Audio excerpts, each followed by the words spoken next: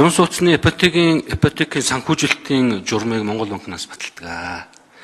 Тэгээд энэ ураг хүсэлт гэхүү та анхаараач гэж би бас тусгайлан хүсэж байгаа юм. Та мэдж байгаа багш эмчнэр маань энэ журмын заалт шалгуурыг давж чаддаггүй. Нөгөө 30% байдаг. Урчлагынхаа 30%-ийг өгөхөд хэцүү хүндрэлтэй, цалин бага байдаг. Тэгэхээр энэ бол Монгол банкны өөрийнх нь эрх хэмжээнд журмаараа зохицуул болдог асуудал л да.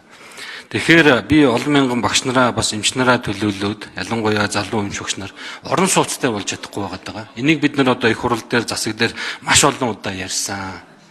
Тэгэхээр ялангуяа бид нар энэ хүн төвтэй бодлого хэрэгжүүлж байгаа энэ цаг үед энэ хүн төвтэй бодлого гэдгийн тулгуур багна нь эрүүл мэнд боловсролын салбар болсон, эмч багш нар маань болсон энэ цаг үед энэ хүмүүсээ бодоод энэ орон сууцны ипотекийн санхүүжилтийн журамдаа өөрчлөлт оруулаад олон мянган эмч багш нараа одоо хөнгөлөлтөй арай шалгуур багтайгаар одоо орон сууцжуулах боломж юу байна вэ? Энэ дээр та ямар бодолтой байна? Одоо ямар санал санаачлаг гаргаж ажиллах вэ гэдгийг би одоо багш эмч нараа төлөөлөөд танаас нэгдүгээрт асуумаар байна. Хоёрдугаар зүйл бол юу гэхээр Монгол банкны энэ хараат тус байдлыг хэрхэн хангаж ажиллах вэ? За Төв банкны тухай хуулинд засгийн газрын үнэт цаасыг худалдан авах, засгийн газрын үнэт цаас худалдан авах, за арилжааны банкнуудад зээл олгох зэрэг эрхүүд бол Монгол банкнд байж идэг.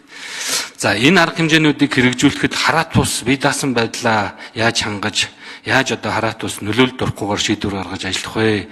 Та ямар зарчмыг баримталж ажиллах вэ гэдэг энэ хоёр асуултыг асуумаар байна. Ипотекийн журам дээр энэ дээр бол би онцгой анхаарч ажиллана. Яг тэгэхээр бид өнгөрсөн хугацаанд Монгол банкнаас мөнгө хэвлэх журмаар энэ ипотекийн хөнгөлөлтөд хөтөлбөрийг хэрэгжүүлж ирсэн. Өнгөрсөн жилээс үл яг бодиттой хөрөнгөлийн сангийн мөнгийг ашигласан. Тэгэхдээ энэ дээр нөгөө бид бол зарим одоо хүмүүсийн зорилттой гэж нэрлэж энэ бүлгийн 40% нь л энд хамрагдсан байна. Одоо ингээд 30 гаруй мянган хүний очир үүссэн. Тэгэхээр хоёр чиглэлээр явах хэрэгтэй. Одоо ингээд бас энэ дээр засгийн газар өөрөө анхаарал тавиад эхэлсэн. Хамтарсан ажлын хэсэг гаргаад ингээд ажиллаад явж байгаа. Тэгэхээр энэ ажил болно. Энийний цаад санаа юу вэ гэхээр энэ бүх хүмүүс чинь бүгдээрээ адилхан биш. Ингээд орлогын нөхцөл байдлууд өөр учраас бид нар заавал одоо нөгөө юм 6% угаасаа багтахгүй байгаа юмыг тийм ээ ингээд очрлуулах биш энэ зах зээлийн яг олон улсад байдаг туршлагыг нэвтрүүлсэн энэ бүтээгдэхүүн зах зээлийг яг тэр үндсэн зарчмаар нь хөөцөлдөж за тэр түрүү ярьж байгаа энэ ногоон зээл урт хугацаа их үүсвэрийг олж ирэх энийг энэ нөхцөлийн Төв банкнаас одоо бас зохицуултын хүрээнд бий болгох зэрэг гээд ингээд ажлууд байна гэж харж байгаа. За энэ дээр ингээд ажиллаад энэ зорилттой бүлэг рүү чиглүүлээд маш нарийн чиглүүлэхгүй ингээд ерөнхий яваад байгаа учраас ийм 2 3 дахь орон сууцнда ипотек авдаг ийм юунууд үрчээд байгаа. Тэгэхээр энийг бол таны хэлсэн зүйлийг анхаарч ажиллана. Тэгээд энэ дээр бол зөвл бодлого хэрэгжих ёстой. За хоёрдугаарт бол яг Төв банкны бие даасан байдлыг хангах. За тэр банкудад тэг шудраг хангах дандлагыг би өөрийнхөө мөрийн хөтөлбөр дээр бас бичсэн. Ер нь бол асуудлууд нээлттэй энэ олгогдож байгаа санхүүжилт энэ төр нь яг шаардлагатай дүрм журам хууль эрхийнхээ хүрээнд шудраг журмыг барьж нээлттэй явж ижил юм зөв болно. Тэгэхгүй болохоор далд яагаад хийсэн мэдгэдэггүй валютын арилжаан дээр шүү дээ.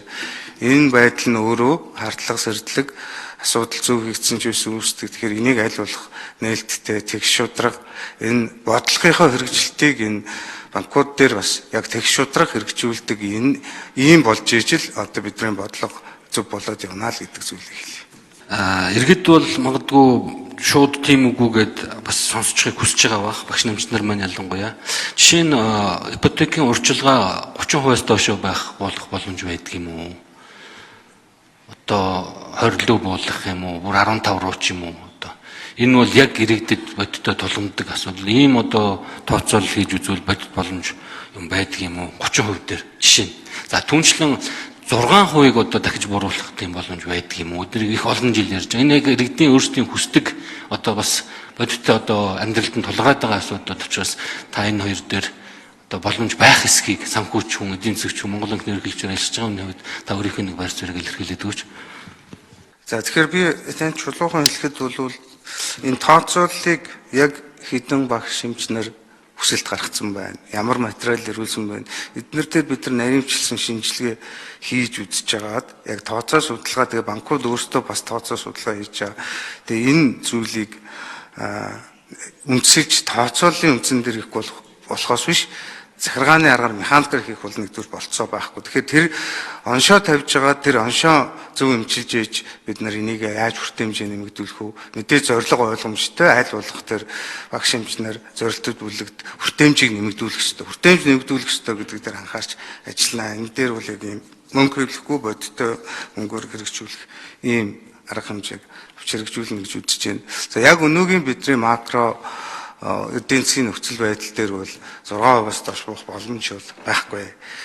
Тийм учраас бид нар энийгээ бол хадгалаад явах нь зөв. Яагаад гэхээр